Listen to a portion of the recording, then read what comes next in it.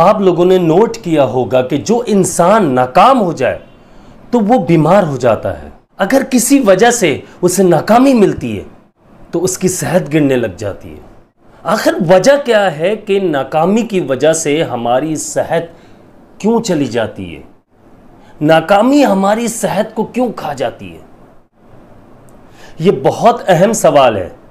मेरा माइंड उस वक्त इस तरफ गया जब मुझे ये याद दिलाया गया, मुझसे सवाल किए गए कि अब्दुल्ला भाई ऐसी वजह क्या है कि हम किसी मकसद में नाकाम हो जाते हैं, हम किसी भी काम में नाकाम हो जाते हैं तो हमारी सेहत पर इसका गहरा असर क्यों होता है?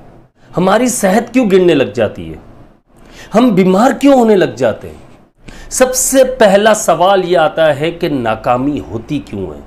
हम नाकाम होते क्यों हैं? ये याद रखिएगा, नाकामी हमारे गलत फैसलों की वजह से आती है। नाकामी हमारी सुस्ती और काहली की वजह से आती है। नाकामी हमारी मेहनत ना होने की वजह से आती है। इंसान उस वक्त नाकाम होता है जब या तो उसने गलत फैसला लिया हो या फिर उसने भरपूर कोशिश ना की हो, भरपूर मेहनत ना की हो, तो वो नाकाम हो जाता है। और जब नाकाम हो जाता है तो इसके बाद वो टेंशन में आता है, डिप्रेशन में चले जाता है और इसके बाद उसकी सेहत गिरने लग जाती है।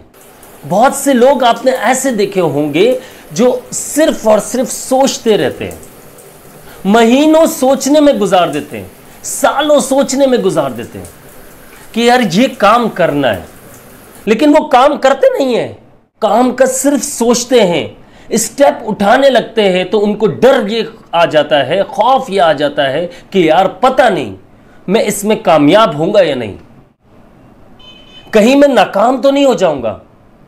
और फिर ये सोच इसकी नाकामी का सबब बन जाती है। वो जब ये सोचता है तो उसके जहन में, उसके दिमाग में मुख्तलिफ सवालात उठने लगते हैं और ऐसे सवालात जिससे वो बहुत ज़्यादा उलझ जाता है, फंस जाता है, उसे समझ में नहीं आता। फिर वो अपने दोस्तों से मशवरा करता है और दोस्त, जैसे ये याद रखिएगा हमेशा, जैसे आपका दिमाग है, जैसे आपकी सोच है, आप अपने सर्कल को भी इसी तरह का बनाते हैं, अपनी गैदरिंग को भी इसी तरह का बनाते हैं।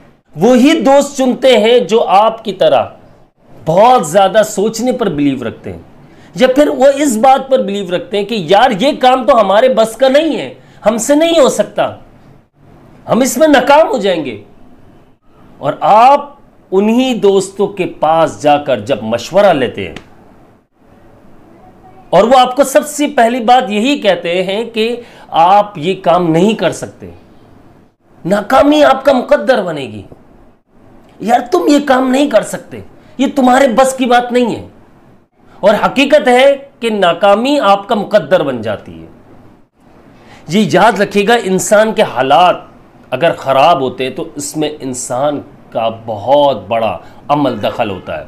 एक तो सबसे बड़ी गलती ये है कि हम कोई भी अगर किसी भी काम में नाकाम हो जाए तो हम इसका जिम्मेदार अपने आप को नहीं, दूसरों को ठहरा देते हैं।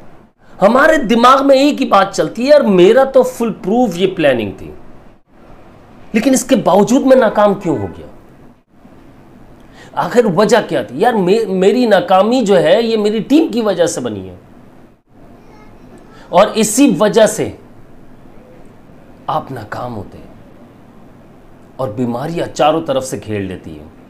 तो दोस्तों, अगर आप कामयाब होना चाहते हो, अगर आप चाहते हो कि आपको किसी भी मकसद में नाकामी ना हो और आप उसके बाद बीमारियों में ना जाए, देखिए जब आप नाकाम नहीं होगे तो आपको टेंशन, डिप्रेशन वगैरह इस नाम की कोई बीमारी नहीं होगी और आप इन बीमारियों को कभी देख भी ना पाएंगे। अगर आपको कामयाब होना है तो सबसे पहले इन बातों को नोट कर लीजिए।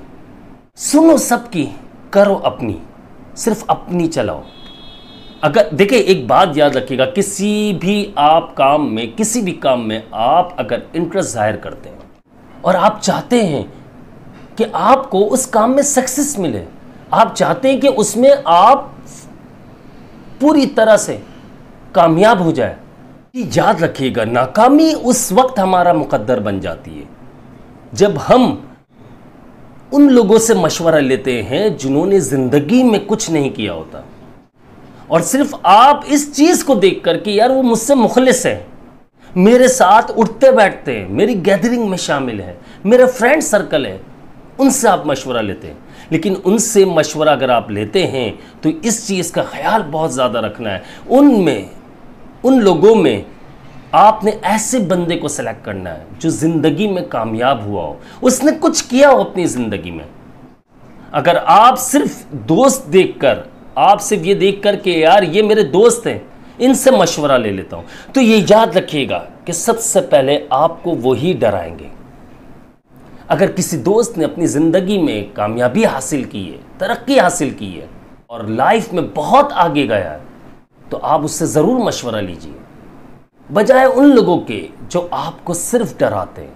ये याद रखिएगा 70% हमारी नाकामी जो है हमारी सोच की वजह से होती है।